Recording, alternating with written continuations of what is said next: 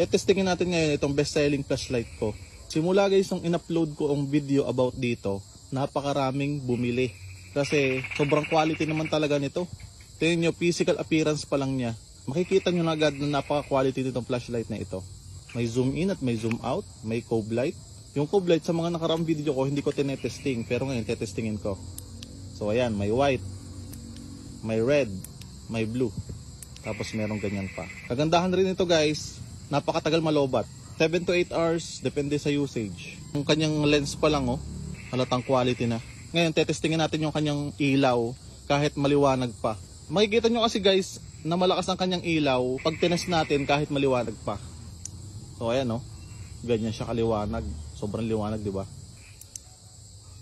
Tapos meron pa yung mga mode of light. Ayan. Binibilisan ko at malamok. Titingnan ko kung kitang-kita sa kabilang ibayo yung kanyang zoom. Ayun oh. Ang layo nun ha.